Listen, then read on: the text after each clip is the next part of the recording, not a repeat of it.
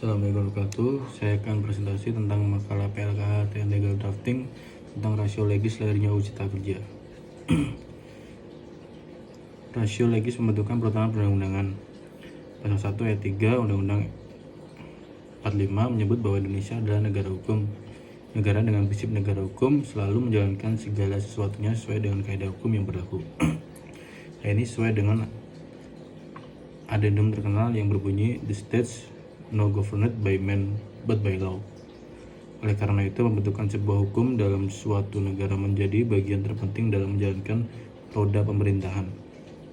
Suatu aturan hukum tidak lahir begitu saja atas keinginan penguasa sebuah negara, melainkan berdasarkan sebuah kesepakatan antara pemerintah dengan rakyat. Kewenangan untuk mengatur atau membuat undang-undang pada dasarnya merupakan kewenangan eksklusif para wakil rakyat legislatif. Namun demikian, cabang kekuasaan eksekutif dapat menetapkan peraturan yang mengikat umum apabila wakil rakyat sendiri telah memberikan persetujuan dalam pengesahan undang-undang. Meski disadari bahwa setiap undang-undang yang dibentuk merupakan produk kompromi politik antara berbagai kepentingan, tetapi pada dasarnya setiap undang-undang yang disusun diharapkan membawa perbaikan dalam sistem hukum yang akan diberlakukan untuk umum. Oleh karena itu, sangat penting bagi pembentuk undang-undang untuk memahami benar-benar prinsip benar umum yang berlaku dan hendak dituangkan menjadi norma hukum dalam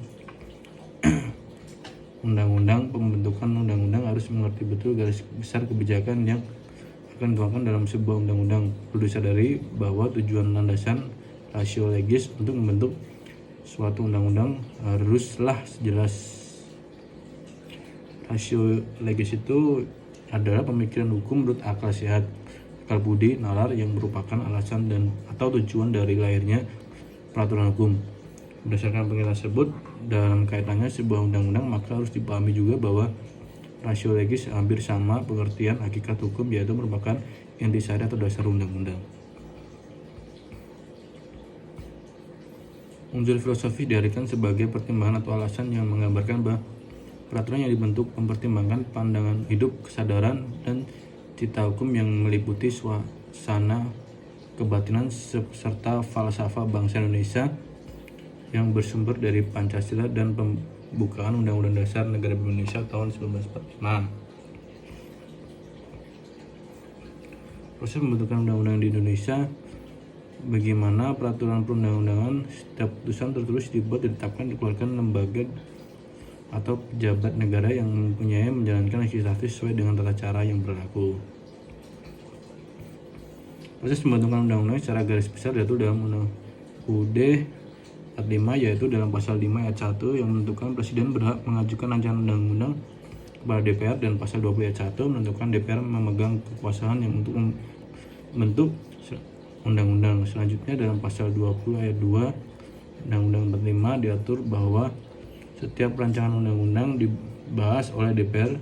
Presiden untuk mendapatkan persetujuan bersama usulan pembentukan undang-undang dapat diajukan oleh pemerintah atau DPR melalui prosedur yang telah diatur dalam peraturan perundang-undangan.